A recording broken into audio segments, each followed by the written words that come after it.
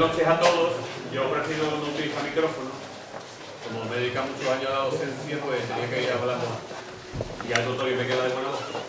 Entonces, agradecer la asistencia, tanto del público como de los que aquí me acompañan. Y bueno, con esta fuente inagotable que es la cultura popular, que hemos visto, bueno, tanto ayer como hoy, una muestra impresionante, ¿no? Y en el caso de esta tierra, ¿no? que ha sabido unir esas dos grandes creaciones, ¿no? como son el flamenco y el carnaval, ¿no? Y de alguna forma, bueno, todo aglutinado en lo que en este caso nos reúne este fin de semana aquí, que es conmemorar y recordar a Paco Alba, ¿no? Que yo simplemente antes de presentar a los que aquí me acompañan, que son además descendientes directos de la gran familia que formó Paco Alba, porque Paco Alba era un gran creador, un gran letrista, un gran músico, un gran director, pero él no hubiera podido llevar a cabo su gran labor, su inmensa labor de cultura popular a través de las coplas de carnaval sin un conjunto de personas del pueblo de Cádiz, como eran los que fueron acompañando a Paco Alba durante todos esos años, ¿no? Entonces yo simplemente quiero decir que en todas estas sesiones anteriores que hemos aprendido tanto y nos hemos enterado de nuevas aportaciones, ¿no? en todos los sentidos, incluso de los grandes paralelismos que existen entre el carnaval al otro lado del océano, ¿no? como el carnaval de Hispanoamérica, ¿no? que además que tiene también tanto que enseñarnos a nosotros podemos divulgar y extender, ¿no? Todo lo que significa el carnaval de Cádiz, pero también tenemos que aprender mucho porque en realidad el carnaval de Cádiz parte y le debe mucho también al legado americano, ¿no? y sobre todo africano en muchos sentidos, ¿no? Entonces simplemente decir antes de empezar que Paco Alba es uno de los tres grandes pilares, como todos sabemos, del carnaval, pero yo me quería simplemente detener en decir que Paco Alba lo tuvo mucho más difícil que el tío de la pizza y que Cañamaqui. Y lo tuvo mucho más difícil porque aunque en esa época, en la época tanto del tío de la pizza como de Cañamaqui, también el carnaval como fiesta siempre fue perseguida, prohibida, controlada por el poder, pero la época que le tocó vivir a Paco Alba fue especialmente difícil por el contexto, es decir, hemos estado hablando aquí del contexto que es tan importante para entender no solamente las letras de Paco Alba, sino entender un poco por qué se cantaban esas letras y qué es lo que querían decir, ¿no? Entonces, Paco Alba vivió unos momentos muy, muy complicados desde su niñez, ¿no? Y sobre todo cuando empiezan a perder familiares directos, ¿no? Por motivos de lo que todos sabemos, ¿no? Y lo que no lo saben deberían de poco a poco de aprender, porque aquí en este país, bueno, pues las libertades que afortunadamente tenemos hoy día, pues no siempre fueron así. Y el carnaval de Cádiz precisamente fue prohibido en 1937, una fiesta que además tiene una honda tradición, y este carnaval en la época de Paco Alba precisamente no se podía celebrar como carnaval porque estaba prohibido, la propia palabra carnaval estaba prohibida. Entonces, de alguna forma el régimen genocida de Franco lo que hace es aprovechar de alguna manera una situación muy concreta que había en Cádiz, situación de crisis social, de crisis económica, y recordar lo que hemos comentado aquí, ¿no? En 1947 hay una gran tragedia en la ciudad que no se investiga para nada, hay una gran explosión, muchos muertos, aparte de la crisis que ya existía, motivada precisamente por los desastres de la contienda y de la gran represión que hubo. Y eso es muy importante porque, claro, cuando el carnaval, mejor dicho, lo que las autoridades permiten, que no era carnaval, solamente que se celebraban floreros, pero la palabra carnaval, aunque algunos autores fueron capaces de intentar siempre en sus letras, ¿no?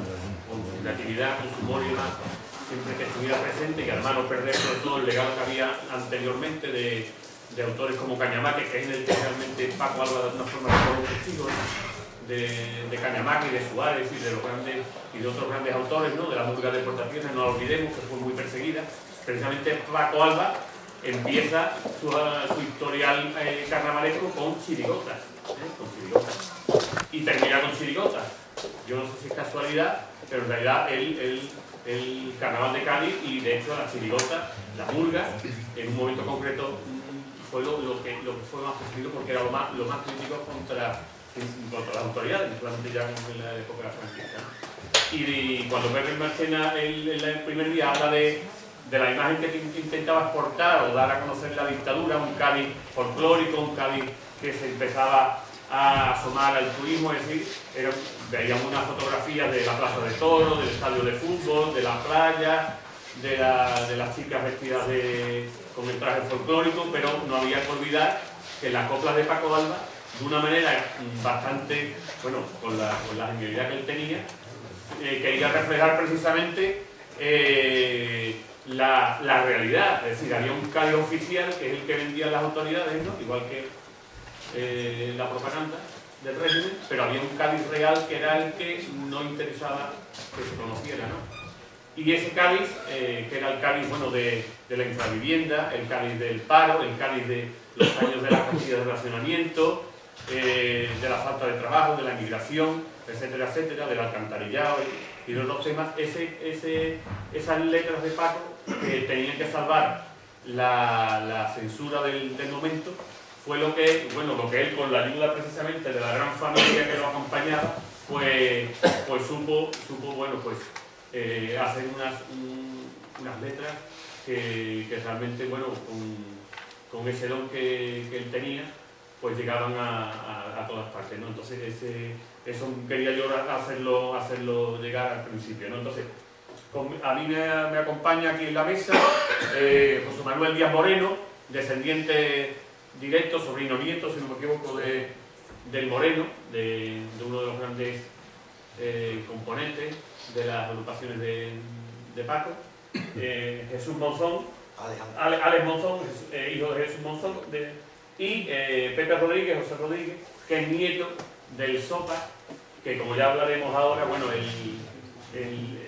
la figura del Sopa tenía un carisma especial porque de alguna forma frente al hacinamiento, a lo que diferencia un poco las agrupaciones, empezó a diferenciar las agrupaciones de Paco Alba del resto, ese aire chirigotero, crítico, burlesco, quizás en la figura del Sopa siempre estuvo presente, ¿no? Entonces vamos a intentar, en el tiempo que tenemos, y hablar un poquito, por un lado, de lo que vosotros de alguna manera habéis recogido de vuestros familiares, y bueno, y que contéis un poco cada uno cómo fueron los comienzos, en este caso, si queréis empezar por la izquierda, del Sopa. Buenas tardes a todos. Bueno, pues yo, mi abuelo creo que salió con Paco Alba, creo que 12 años. En su trayectoria carnavalesca creo que fueron 30 años de carnaval, con lo cual con Paco Alba salió pues, casi un poquito menos de la mitad. Entonces yo a mi abuelo lo tengo como un personaje a disposición de Cádiz y del carnaval. No tanto ya encorsetado en lo que es la comparsa, aunque claro está que quiera que no, el nombre de Paco Alba le da un valor mucho más a la imagen de mi abuelo, ¿no? Pero yo creo que fueron el binomio perfecto. Paco Alba necesitaba un chirigotero grotesco para la agrupación y mi abuelo necesitaba de la comparsa de Paco Alba para desahogar su arte y su gracia en escena, ¿no? Y entonces pues creo que ese binomio fue a la perfección.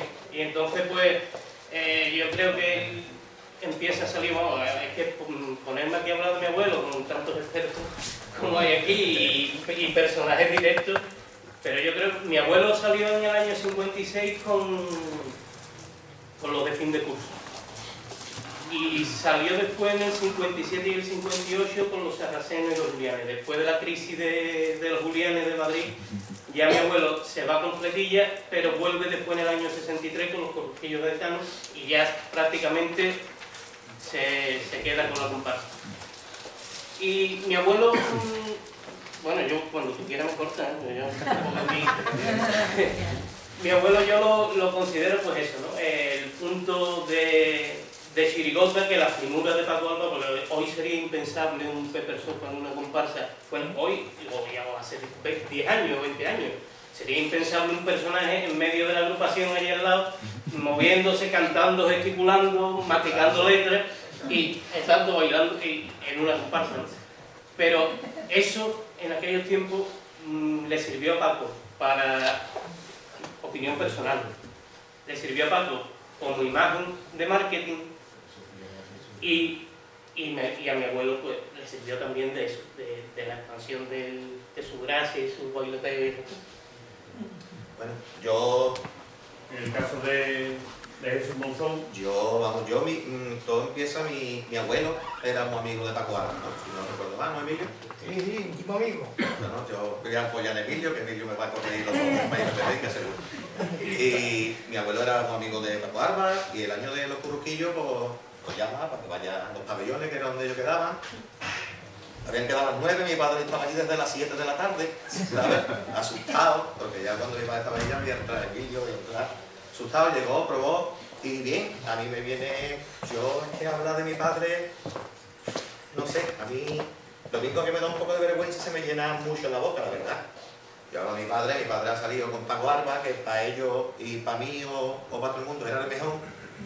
Y después ha tenido la suerte también de salir en la Peña de Andalucía, ¿no? En esa época de Buena de la Peña, con Pedro Romero, Aurelio. Entonces yo, para mí, hablar de mi padre es una cosa muy grande. Aparte, después mi padre como segunda, yo me acuerdo de chico, pues siempre que le preguntaba, ¿Jesús era el mejor segunda de tocar?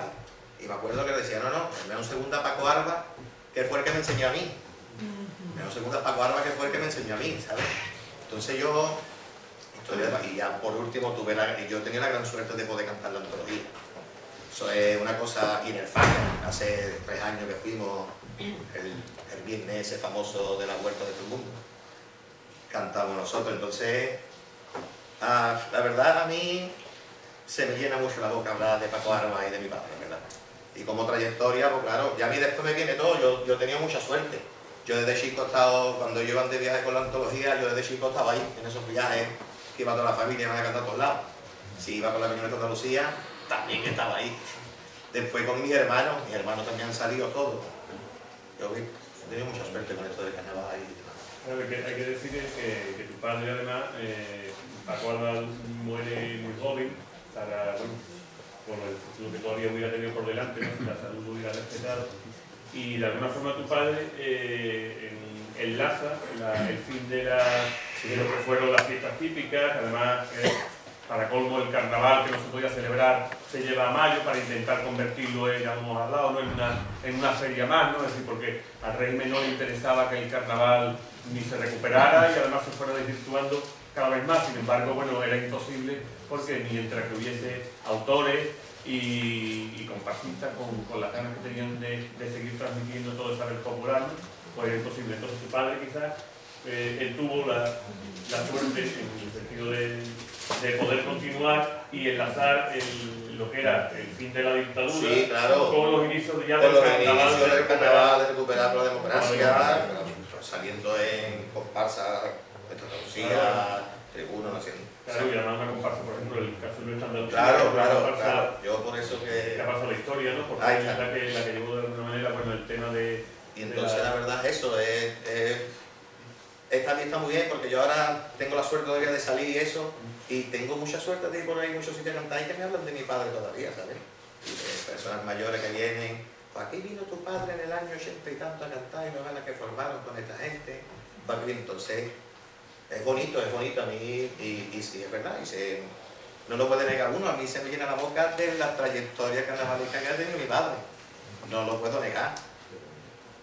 Y en una época tan difícil, donde era muy difícil escribir como se escribía, donde, no sé, la verdad que son momentos buenos que han vivido ellos. Yo la verdad que no tengo la suerte de vivirlo todo, porque yo soy de 79, ¿no? Yo todo lo que tengo es recogido de escuchar todos los mentideros que tenían ellos, todo lo que yo por lo que tengo recogido. Pero lo que yo puedo llevar por bandera es que tengo la suerte de que mi padre nunca me han dicho nada malo acerca de carnaval. Entonces a partir de ahí yo ya Si salió con Paco Arba, pues mejor. Si salió con Pedro Romero, pues mejor. Pero lo principal es que, bien, él era un tío que caía bien y era querido, pues ya está, pues ya no lo demás, pues perfecto. Claro, hombre, hay que tener en cuenta que aunque el régimen, en este caso, intentó camuflar la fiesta con diferentes denominaciones, pero los comparsistas vivían las coplas como carnaval. Y de hecho, bueno, en muchas letras, mismo Paco Alba y otros autores reivindicaban la palabra carnaval, aunque el régimen, bueno, se hacía el loco y no lo permitía, ¿no? Y bueno, pues de alguna manera esa censura que ya Paco Alba, como hemos visto en las sesiones anteriores, la experimentó desde su primera agrupación que fue descalificada, ya eso lo obligó precisamente, él en vez de tirarse para atrás, lo obligó precisamente a ser más listo que el régimen, a intentar con esa gran creatividad que tenía, intentar que también esa crítica que él quería hacer de una manera continua, ¿no?, a la situación social, económica que vivían, pues bueno, muchos gaditanos, porque él formaba parte, porque además había vivido en sus propias carnes, ¿no? Y de hecho, bueno, lo que nos hemos enterado esta mañana, que nos ha comentado Katy, la hija de Paco, ¿no?, de que él guardaba la pluma para cuando hubiera libertad y poder escribir con libertad, y esa pluma era de su cuñado, fue el último alcalde republicano de Cádiz que lo murió fusilado precisamente, como otros muchos representantes del ayuntamiento gaditano, ¿no? Entonces él mantuvo, pese a que, bueno, tuvo que convivir y intentar sobrevivir con el régimen que existía, en una circunstancia que yo creo que eso es lo que hay que valorar más, por eso todavía más la obra de Paco, porque él le tocó vivir y quizá una época más difícil, es decir, porque no solamente había censura, que la había vivido anteriormente, sino yo que había incluso un trauma que yo no sé hasta qué punto él también lo tenía todavía, porque su cuñado murió fusilado, familiares suyos, hermanas murieron, mejor dicho, producto de enfermedades propias de una situación social y que no había medios sanitarios en condiciones, es decir, que eso de alguna forma lo marcó. Lo que pasa es que él se supo sobrellevar y de alguna forma, si el régimen lo quiso utilizar de alguna forma, él también utilizó la única vía que tenía, que era comulgar con lo que había, porque el que no comulgaba con el régimen pues lo metían en la cárcel o directamente, bueno, pues desaparecía, ¿no? Como hay tanta gente todavía en Fosas y Cuneta, están todavía esperando que lo saquen de allí, ¿no? Y además, perdona, que es que yo creo que Paco Alba no podía hacer ninguna crítica fuerte ni dura. Y es que la música que hacía era puro almíbar. O sea, lo que te pegaba era cantar una cosa que llevara su crítica, como hemos escuchado antes, el paso doble de las calles de Cádiz, que llevaba su cosita, pero te lo decía que parecía un piropo. Entonces, esa era la manera de escribir de Paco Alba, no es que ni fuera amable con el régimen ni mucho menos, sino que Paco Alba, personalmente, vuelvo a hablar que esto es cosa mía, de mis reflexiones que yo hago y esas cosas, que Paco Alba escribía con la música esa tan dulce que escribía, no podía escribir un paso doble muy leñero a la hora de escribirlo, sino que tenía que hacer un paso doble crítico, pero que a la vez pareciera que no se estaba metiendo con nadie. Por todo eso, por todo lo que has dicho, porque la situación era mucho más complicada, seguro, que la de el tío de la Tiza y Cañamar, seguro. Porque, y más cuando tú ya tienes a tu cargo una familia y tú dices tú, pues yo tengo que mirar también mis cosas y esto a ver cómo termina, porque este gachón algún día se morirá y a ver quién es el que viene. Vamos a continuar ahora dándole la palabra a José Manuel. Buenas tardes. Bueno, hablar de mi tío, pues, como dice, ¿no? Claro. Yo siempre he dicho que es mi maestro. Yo me crié en la Peña Paco Alba, donde me recojo también toda la información de lo que es la educación, de lo que es Paco Alba y tal. Entonces, pues claro, yo siempre he dicho que él ha sido mi maestro, ¿no? Me sacó a mí, yo tenía, creo que era 6 años, me sacó en el falla del primer año, con los vendedores de marisco y con los dos cogidos. Y entonces, pues, claro, yo he vivido un carnaval antiguo, con lo que él me enseñaba, porque yo soy después, sería una charanga que sacaba él allí en la peña, los que me daba, porque me daba tela, me decía, Julián, no, un día me decía, toca la cara así. A los que yo llegaba, yo tocaba la cara y me decía, que no, que así no es, que así. Quiero decir que he aprendido con él. Yo siempre he dicho que es mi maestro, ¿no? Y bueno, después toda la trayectoria que ha tenido, la trayectoria con Antonio Martín, y la información que yo pongo, pues eso, ¿no? La que he criado la Reina Paco Alba, el doctor Ello, y aprenderme todo lo que sé de antiguo, ¿no? De todo eso, de Paco, ¿no? Él era muy estricto, mi tío era muy estricto, era una persona que gustaba llevar cosas muy bien, le gustaba llevar, y a mí me daba más gente. Pero eso de Cristo eran todos, y eso es... Yo creo que era la escuela que La vieja escuela, eso es muy diferente a pero lo bueno, que... gracias a eso, yo, por lo menos para mí me ha servido. Sí, claro, seguro. A mí me ha servido lo que es la vieja escuela, porque dicen que es tú, a ti quién te enseña a tocar la cara, yo siempre lo he dicho, él me enseña a tocar la cara. No sé, se nace sabiendo, evidentemente, ¿no? Pero él siempre me decía, la cara la tiene que escuchar el grupo, la gente no te toca fuerte. Entonces yo he cogido cosas de él, súper importantes, ¿no? Y orgulloso. Yo siempre digo que es mi maestro, él es mi maestro, ¿verdad? Y bueno, el que habla de ello es hablar de Además, él tuvo también la suerte, como entrar con Ale, de poder vivir el carnaval ya en democracia, después de... todas las etapas, ¿no? Y de unirse, se puede decir, a lo que supuso la recuperación del carnaval hace 40 años, ¿no? Sí. El año pasado precisamente conmemoraba mucho los 40 años de la recuperación, pero también los 80 de la abolición. Y bueno, a mí también me gustaría eso, saber un poco el cómo, con la experiencia que vosotros habéis acumulado de vuestro profesionalmente también ya en el mundo del carnaval, y cómo veis por lo que ya también habéis aprendido tanto de tu abuelo, de la familia, en el caso de tu padre, de Jesús y el de Moreno, de cómo la fiesta ha ido evolucionando y sobre todo la familia carnavalesca, ¿no? Esa unión que Paco, por ejemplo, tenía con su yo es que lo que pasa es que, hombre, Ale tiene mucha más suerte porque la relación con un padre no es la misma que con un abuelo, ¿no? Y vamos, ahora los abuelos son muchas veces más que los padres, pero me refiero a que en mi época mi padre fallece pues muy joven. Mi padre fallece con 35 años y yo tengo 7, o sea que en verdad yo el contacto que tengo con mi abuelo es de ir a casa de mi abuelo y al puesto de fruta, y porque mi madre se fue a trabajar al puesto de fruta. Y entonces pues lo que tengo, lo que puedo captar es eso, ¿no? Los ratitos de estar en casa de los abuelos y esas cosas. Y sin inquietud ninguna de carnaval, porque con 7, 8 años, 9 años, 10 años, pero a mí no se me pasaba ni por la mente de salir en carnaval, ni mucho menos. Vamos, ni con 18, porque yo en verdad ya empiezo a salir ya con talludito. Entonces, a lo que vengo, heredad de mi abuelo nada, porque yo tengo mucho malaje. Entonces, sí, yo tengo muy poca gracia. Yo sería imposible de ponerme a bailar la bicicleta, ahora mismo, ¿no?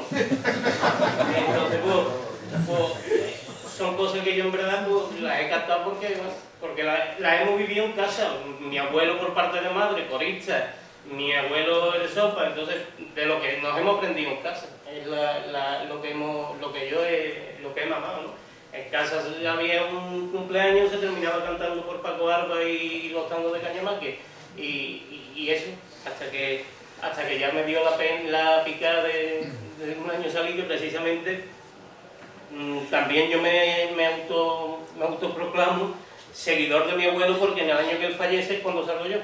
Entonces, pues, digamos que no se quedó vacío el sillón durante ningún periodo. Pero es lo que yo quería comentarte, que lo que yo he vivido, a mí no he podido aprender nada de mi abuelo, primero porque sería imposible de aprender el arte, y después que yo he sido más bien de aprender de oído y de conocimientos de la familia a través de eso, de lo que he oído, de lo que me han contado. Y de estar en la viña, estudiando Sí, embarcarse, claro, porque es que si yo me pongo aquí a contar cosas, pues entonces podemos hacer otro congreso, ¿no? Entonces, claro, porque yo embarcarse, a mí, yo era muy mal estudiante y mi madre me mete a estudiar para recuperar en verano, me mete con unos profesores que hay en embarcarse que son muy buenos, que están dando clases particulares en la Peña Los Dedócratas. Claro, fíjate, me metieron en el sitio, había un bombo, una caja y suspendí septiembre, pero me sabía todos los compases chiricoteros, no lo sabía.